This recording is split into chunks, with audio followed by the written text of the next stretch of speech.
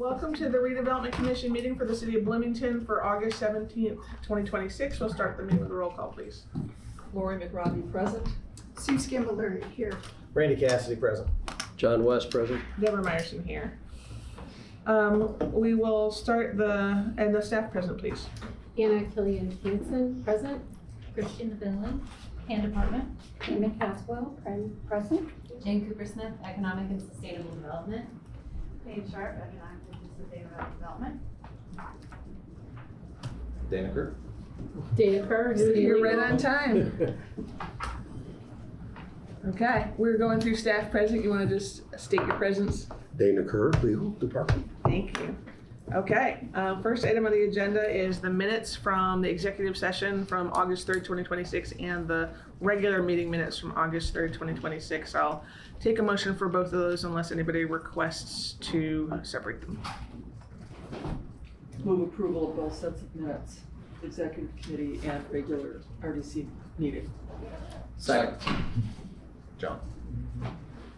Okay, we've got a first and a second. All in favor say aye. Aye. Any opposed? Passes unanimously. The next item on the agenda is the claims register for July 31st, 2026. Any questions or comments from commissioners on the claims register? I have a couple questions. On Would you mind starting with the page so I can follow? page 3 of 7. Page 3 of 7, and I know it's CBDG, the 2403 account, line 3464, the New Hope Shelter. That's our grant that we gave for the solar. Mm-hmm. And the only question I have, were they able to incorporate any of the solar panels that the city has? Which project? This is for New Hope. Hope's solar project. I will have to ask our program manager and get back to you on that. Okay. I doubt it. I don't think they did. They did receive SEAL funding, which is our solar energy efficiency and lighting grant program that supports nonprofits. But I think they have new panels, but we can find Okay, out. I was just verifying because there was still some additional panels that we had left a while back. A lot. Oh, several, yes, that's why I'm asking, because if they could be utilized in something, it'd be great.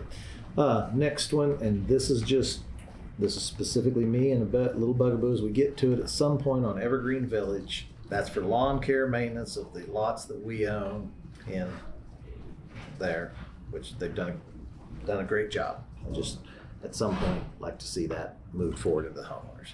Thank you. We have attempted.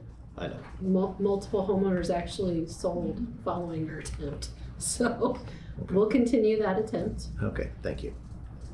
And actually that mowing is specific to the retention pond. Right. So it's just a drainage area. Which, keeping it mowed is very good, given the amount of rain, as you well know, we've all had here recently. So, thank you. Page 5 of 5, Mm-hmm. or page 13 in the packet, depending on how you go at it. Marshal security for security patrols at Hopewell. I'm not questioning the expense itself, but I'm wondering if you could just give us a 60-second update on what we're experiencing with security challenges at Hopewell. We are continuing to receive a number of security incidents at the Hopewell properties. Specifically, the garage has been targeted. We did have an encampment in the garage, which we recently cleaned up. But the patrols and reports range from the garage all the way over to the 714 site. They're doing their job though and discouraging a lot of folks for being there in the evening hours as well, but those are the two big areas of concern, the existing buildings. Okay. So hopefully as activity increases, we'll start to see less activity, but at this time, we are still receiving reports of incidents. With as much security as we have there, how does anybody have time to set up an encampment? That doesn't happen overnight. We have 12 hours, our security patrols are 12 hours and they vary in timing. So they're not the same 12-hour shifts every day. And that's intentional to try and catch whatever activities happening at varied hours. But Yeah, it's surprising, but it did occur. It wasn't a large encampment, but there was an awful lot of trash and debris. I think there was a full truckload that was pulled from the garage. There's a specific part of the garage too where there's a lot of overgrowth and shrubbery that they were hiding underneath and behind. So we've posted it. They've been removed.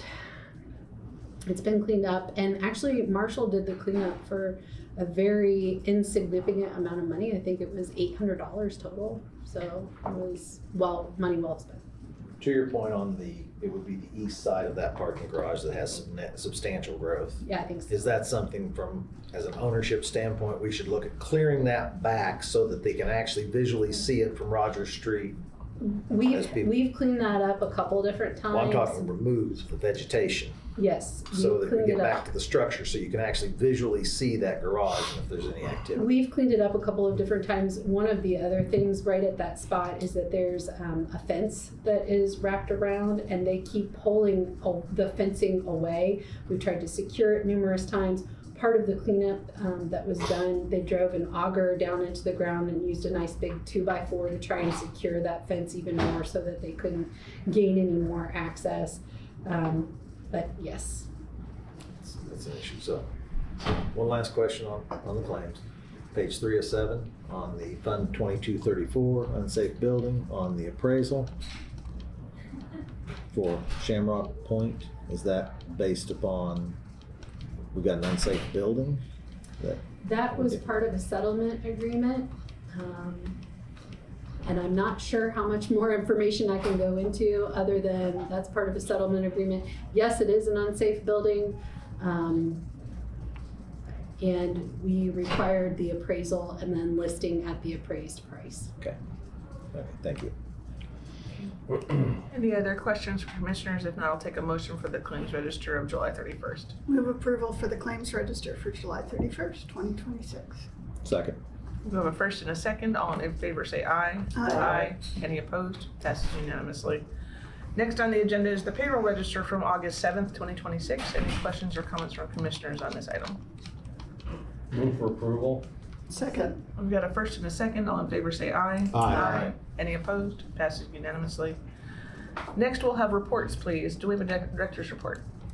I would like to report that on Friday, we hosted the Incremental Development Alliance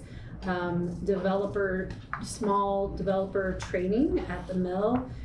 It was wonderful. We had some industry experts that came and it was fascinating, wonderful. I gave a short presentation and there's a lot of excitement related to Hopewell, and we're glad to have that piece over with. But the next step is we will be offering a boot camp, which is virtually offered, starting, I believe, in October. Let me circle back to you on the exact dates. It'll be once a week for a period of time. And it is a prerequisite that you attended the small developer the small developer training that we hosted. That training is also offered online if somebody needed to catch up and was not able to be present in person. I also do just want to give a shout out to the mill. When we were there, it's such a great atmosphere. I mean, they're doing really, really good things. It's the great combination between being practical and productive, and every need that we had was there. On Thursday of this week, the mill is opening back up that event space. So there is an event. You guys should have received an email about that. It looks great. So they've maximized the space and encourage you to go check it out. But they're doing really great things there. Right. How many folks were registered for the FinTech workshop? I think it ended up being 32. Oh, wow. Awesome. Yeah. Great. And we had more people trying to attend, but we reached capacity. Okay. Great. And for folks that weren't able to attend, since that's a requirement for them to attend the boot camp, is there any option to do some alternate version so they can attend the boot camp? Yes, so it's offered virtually through Incremental Development's website. So they'll do a catch-up session, and they offer it periodically, I think once every few weeks. So. How does someone find Incremental Development's website? I'd be happy to post it to our website, but it is just Incremental Development Alliance. .org. Yep. Great, thank you. Okay, well, thank you. Do we have a legal report? Yes, I'd just like to give you an update on the Hopewell residential TIF and also where we're amending the consolidated TIF to remove the residential properties. August 10th was the Plan Commission regular meeting, and it both did receive approvals there. Next, it moves on to Common Council, which right now is scheduled for September 2nd. And it would go there for approval. Upon approval, it would come back to the RDC for a public hearing on September 21st and a confirmatory resolution. Again, this would be for the Hopewell residential TIF, the creation of that, and also we're removing the residential properties from the consolidated TIF. We are following, just so everybody knows, whenever you create a TIF like Hopewell, if you are modifying by removing these properties, you have to follow the exact same process. So that's why we're doing them at the exact same time, because they follow this exact same process. So just when everybody knows we are following the exact legal process that you need to do to remove these properties from the consolidated TIF. So things are moving forward, and we'll keep you up to date. Okay, thank you. Do we have a treasurer's report? I don't see Jeff here.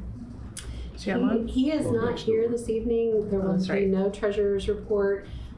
Budget hearings are starting at council this evening, so he needs to be there. And I have the pleasure of going last this evening as well. Okay, well, we'll try and make sure we end in time for you to not have any conflicts. You'd have to go pretty late. That's true. Sounding so optimistic, get that under the table. I should. Well, we are next up for a business development update. No update, other than I would like to formally introduce Paige Sharp, who's our new Assistant Director for the Arts. We're really excited to have her on our team, and she comes to us from the state and has been just doing an awesome job. So welcome, Paige. She did a phenomenal job. Well, welcome, Paige. Thank you, Glad to have thank you. Good to be here. Okay, we are on to new business. The first item on our agenda is Resolution 2655, which is an amendment of Resolution 2589 regarding a partnership agreement with BCT Management and authorization for release of funds. Would you like to speak to that? I'll take this one and then I'll pass to our guests this evening. So I did just introduce Paige, and then I'll also introduce Steve Ursaw, who's the Executive Director of BCT Management, which is the company that manages the BCT, the nonprofit that manages the BCT. The BCT is a parks asset and is supported by multiple departments at the city. So I included a memo in the packet just to kind of give some of the history, but in a nutshell, the RDC approved an agreement in 2025 to fund $74,000 annually for upgrades and really supporting, new assets at the BCT. The park supports repair and maintenance, and so these funds are really to go toward assets, I think is how I understand that. And so the resolution requires that ESD staff approve those requests and bring them to the RDC. So we do approve what they are requesting. There's detailed information in the packet about the equipment that they would like to request. And then this updated resolution also does acknowledge that the previous resolution said the funding had to be requested in that year. I'm not sure why that didn't happen last year. The resolution was approved, but then staff didn't return with a funding request. So we would like to amend the resolution to allow the BCT to access that $74,000 from 2025. The only other thing I might say before bringing Steve up to the table is just that the BCT has done a really incredible job managing this facility. They're extremely careful with all the materials, the carpeting, all of the assets of the building, the curtains, and they have managed it in such a way that most of the building's assets have gone well beyond what their functional life should have been. And so the request today, you can come up. The request today is really to replace some of those key critical equipment needs, and they remain, with the building. So if the operation were to fold, it's not like BCT management would take the audio console with them and sell it. So the main requests are audio console, lighting console, and lighting updates. This is a part of a 5-year plan to kind of get the infrastructure of the theater and the theatrical needs, as well as safety issues taken care of. But the most firmly needed things in this first year or two is actual theatrical equipment. 3 reasons. The soundboard that the city purchased in 2012 has already gone away. A BCT management before my time found a donor to give another used model to use. And we've been pushing that for now 7 years almost, So it's at the end of life. Lighting console just went down. We knew it would. Now BCT has found another creative way, as all of us in the theater world and the venue world, we found a creative way to find a lighting console to use in the interim. But we're at this breaking point, and it's much past its use. And finally, probably the biggest is within the last decade, we've all known that incandescent bulbs for theatrical lighting, they're gone. So smartly, we have stocked up.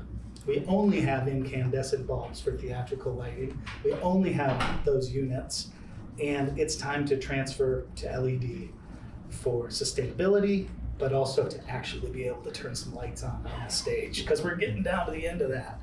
So these are just normal, everyday items that a theater would need to run, whether BCT management is doing it, whether anybody else walks into that building, but for it to be a useful building for its purposes and to give the public someplace, the community someplace to come for 150 to 180 events a year that we put on. These are much needed items. So just to say it outright, the request today is for 2 years then of that $74,000 amount. So it's for a total of $148,000. And this is probably in the detailed, you anticipate that 148 is enough to take care of the needs that you just outlined? Yes, with all of our, it's right there at the cusp, and Okay. we'll minimize a little bit for this to get down to the 148 from about a 10K difference. You don't, okay. And you went through a bidding process and included those numbers in the We did. packet as well. Yeah. And you anticipate coming back next year though, as well, for, This would be 25 and 26, right? with the hopes that 27 we could pull our final year in the contract. Okay. With updated new idea for spending. Okay. Okay, well, thank you for that presentation. We'll open up for questions from commissioners. Excellent idea. It's time. I mean, you guys have been operating it for 20 plus years and doing a phenomenal job with that. With this, you didn't spend the money last year is essentially what we're coming down to. We just didn't spend it. As opposed to doing it partially, you now have the ability by combining these two to get a complete project that'll bring it into the area you need. And you should be able to save some money in electricity, Absolutely. which should make a significant, helpful on your overall operating cost. So I appreciate everything you're doing, keeping the theater going. It's the first theater I saw with Mickey Mouse at 5, so having it has a little bit of a special tint to it. So I appreciate it. Thank you. Can I just share one other BCT item? We have a great kind of cross-functional project where ESD is working with parks and the theater. We received a grant for $508,000 through the Indiana Department of Energy. And so BCT is getting a new HVAC upgrade and battery energy storage system out of it, which will allow the theater to become a climate resilience hub. So in periods of extreme heat, they'll have a really great cooling system and the ability to run it even if there's a power outage. So they'll be able to welcome community members in a safe space. So we're really excited, and I think they'll get that installed in It's January. February, yeah. February, that's so moved to we're all- February. Fingers crossed. Just, Okay. yeah, doing the same. So there's a lot going on. It's time. I've been here for 3 years and I won't go on too long, but the stewardship before my time was immaculate. I haven't seen a theater like this around the world, this old, this clean, kept up with so much grace and determination. So I'm really looking forward to moving us into the next era and continuing that for the community. Appreciate it. Anything else from commissioners? If not, I will entertain a motion for resolution 2655. I'll make a motion to approve resolution 2655 as presented. Second. We've got a first and a second. All in favor say aye. Aye. Any opposed? Sorry, I'm late to the game.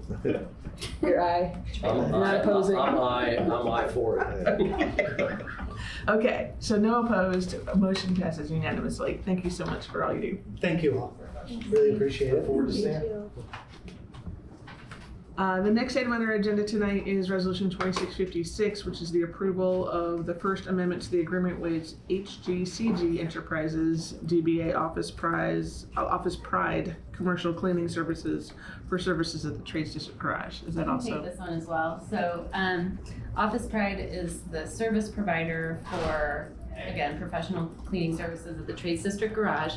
We have a tenant in that commercial space, and as part of their lease, the city provides commercial cleaning, janitorial services, and the tenant reimburses, they pay an estimated monthly amount to cover those expenses, and then they settle up at the end of the year. So the RDC gets fully reimbursed for these costs, but we need to have the expenditure approved so that we can pay this service provider on that monthly basis. I'm saying we, Dana, because we were both on the email, but we were excited to see that Office Pride was willing to extend their 2024 service rate for 3 additional years from now. So we feel like that's a really good deal. So we went ahead and tried to extend, or had the time frame extended for the full 3 years. I think that's it. They've been really happy with the service. Okay, thank you. With that said, I'll open it up to questions from commissioners. Does the contract have a cancellation clause if for some reason the tenant doesn't stay and we don't need the service as presented? I'm just looking. I assume so, but Yeah, I would assume so also, but it's probably a mutual cancellation clause, but.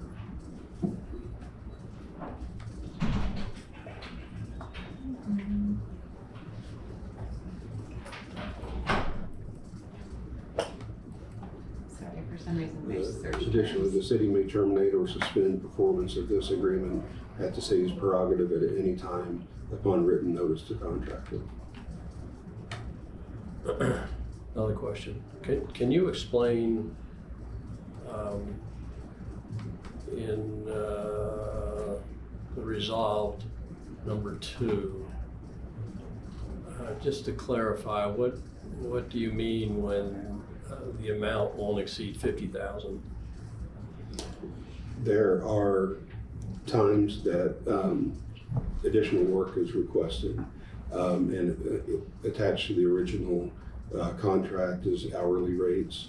So sometimes there will be additional work that will be requested of them.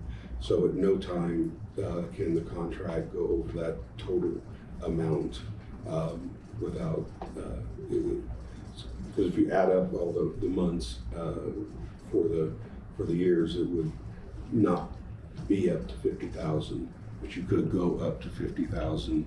That allows them just a little bit of extra should they need to ask for some additional services. So the minimum contract is 16,000 and you're paying that monthly for whatever their general cleaning is, and then there's 34,000. No, 16,000 was the original contract for the first year. And then so there's 3 more years that is going in place. Which is 48, so. Yeah, So there's only 2, 48. so you've got So just there's- 2,000? Yeah, it's An like extra 1 month of $2,000. service in case All right. something happens. It's a minimal amount, but just in case something comes up that they need a little extra cleaning. Okay, I didn't think it was written clearly, but as long as you get it, I guess. Okay. Any other questions? Yes? Quick question, this is nothing more than a pass-through reimbursable expense that we're going to recapture in our 25-19 fund on a yearly basis. I don't know what fund it goes back into, but It goes back in, yeah. 25-19, I'm just verifying where it's coming out, where it's going to. And then this is specifically for the office portion of our trades district that is there. Well, Who this is take- one building. Well, I know, but I'm asking about the parking garage portion of it. We, Who cleans that? That's the part, not, that's public works. that's why I want to verify. Yeah, no, When we it's hit just the trades commercial district space. garage, I just wanted to have a clarification. Trades district garage commercial space. Thank you. Okay, just making sure. Okay, thank you. If Appreciate it. there's no other questions or comments, I will ask for a motion for resolution 2656. I'll move approval of resolution 2656. Second. We've got a first and a second. All in favor say aye. Aye. Any opposed? Passes unanimously. Thank you. Next item on the agenda is resolution 2657, which is the approval of payment to Cone Incorporated for their invoice. Would you like to speak to that? I just noticed the last couple of resolutions was no public comment requests. Oh, I beg your pardon. Yeah, that's a courtesy that we usually mean to extend. So, I will, apologize for that. Let's go ahead with this resolution and then I will open for public comment for any of the above. Resolutions. Yeah, There you go. exactly. Thank you. Okay, so we are now opening up to hear about resolution 2657. Who wants to speak to that? Well, okay, I'd be happy to talk about this one. There was work that was needed on the Showers West elevator, and so it was arranged to be taken care of by our facilities director, J.D. Bork, and so he arranged for it. This was started back in December. There were controls that needed to be purchased, and they were installed. Everything was completed towards the end of March. Then there was an invoice that was sent for the work to be done. It was in excess of the amount that could be paid for directly, so it needed to come to the RDC for approval. It is showing up in August, which is late. It was lost in email land and resurfaced, and so that's the reason for the delay. But this is one of the things that Showers West again has issues, and the passenger elevator was needed to be repaired, and this is the invoice that was and it was for $14,236.08 to repair the elevator. The invoice you'll notice was for a little more than that because they were including tax, and the city and the RDC does not pay taxes, so the contractor will need to deal with that on their own. So we did reduce the amount of tax because the RDC will not be paying that. Thanks for that clarification. Let me also chime in and say that the repair, so that elevator's board, internal control board, is obsolete at this point. So they had a lot of trouble trying to repair the elevator. It went on for quite a long time before they were able to fix it. They had to pull out the board and make some repairs. The next time this happens, we don't know exactly what's going to happen with the elevator because they can't find a replacement part for that specific board. So just FYI, if you hear rumblings from any of the tenants, it was down for a prolonged period of time while they were trying to make repairs because they could not find parts for it. Okay, thank you. Okay, we now opening this for public comment for resolution 2657. Sorry, I'm for Just making sure. That's commissioner like- comment. Sorry, I'm kind of For the trying not public. to get ahead of myself. No, we're fine. Question, do we have maintenance contracts on this particular elevator, or any of them that we have?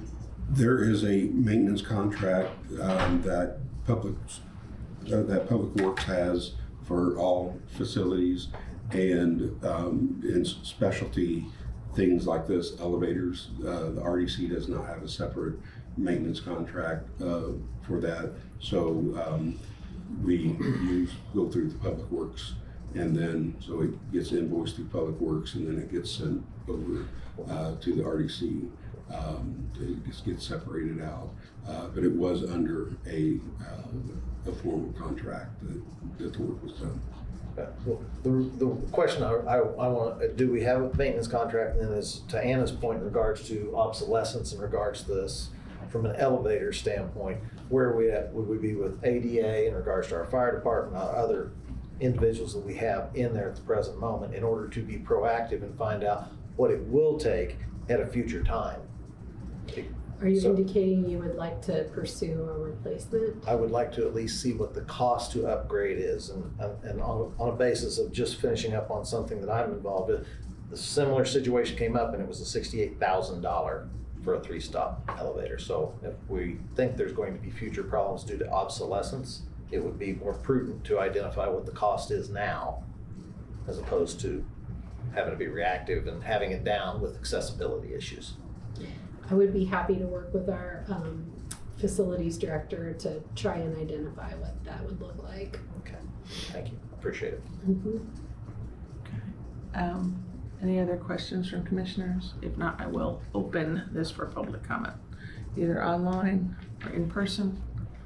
Seeing none, I will ask for a motion for resolution 2657. So move approval of resolution 2657. Second. We've got a first and a second. All in favor say aye, please. Aye. Any opposed? Passes unanimously. Before we go on to our next resolution, I will make up for my oversight for the earlier two, which have been adopted, but nonetheless, public comment is more than welcome on either 2655, which was the partnership agreement with BCT Management and the authorization for release of funds, or 2656, which was for the Office Pride Commercial Cleaning Services. So I'm just gonna invite anybody either online or in person who would like to offer public comment on either of those. This is more than welcome. And I do not see any takers on that. So again, apologies for my oversight, but I appreciate the patience with compensating for that. So our last resolution on new business is resolution 2658, which is the ratification of settlement and litigation and lease termination agreements regarding Showers West. Would you like to speak to that? Yes, I'll be speaking with that.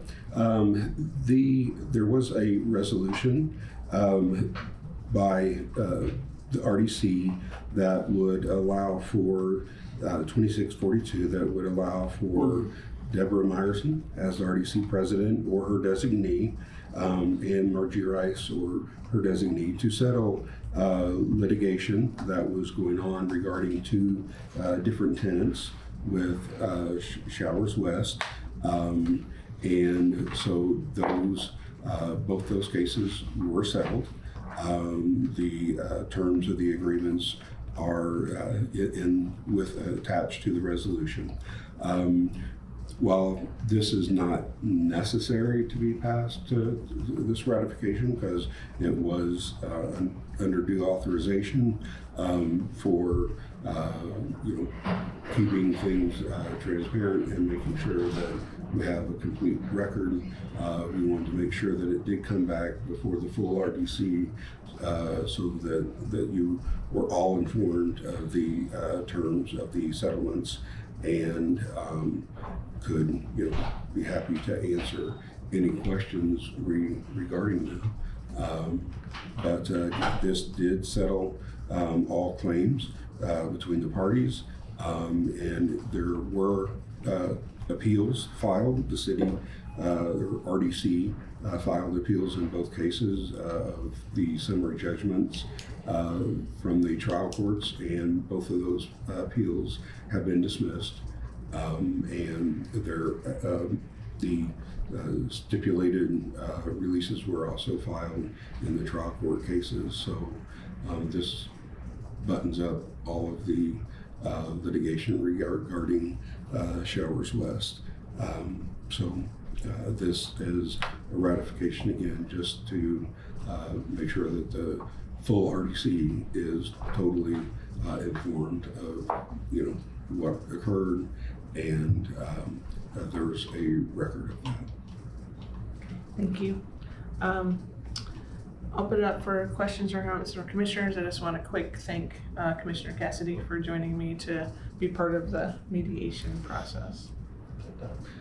So, Dana, just to clarify everything, once this is passed, it's just a ratification on it. If the case has been dismissed, or will they be dismissed? They've already been dismissed. It's already dismissed. We've already signed it. We've Yeah. signed, it's just a ratification accordingly, and at this point, the RDC, the city of Bloomington no longer has an issue.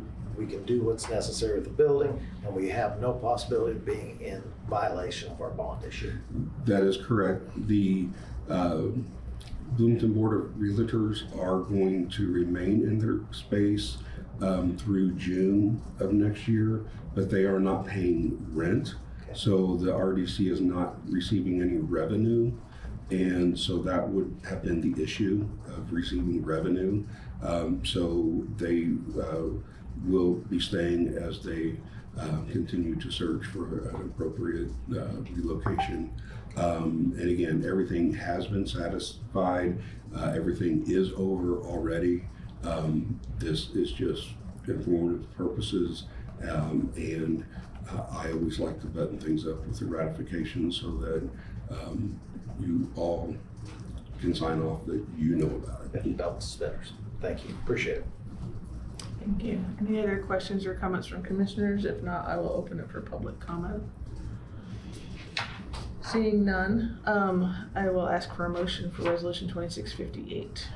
I'll make a motion to approve resolution 2658, ratification of settlement. Second. We've got a first and a second. All in favor say aye. Aye. Any opposed? Passes unanimously. Thank you. And that brings us to the conclusion of our meeting. Take a motion to adjourn. So moved. Thank you.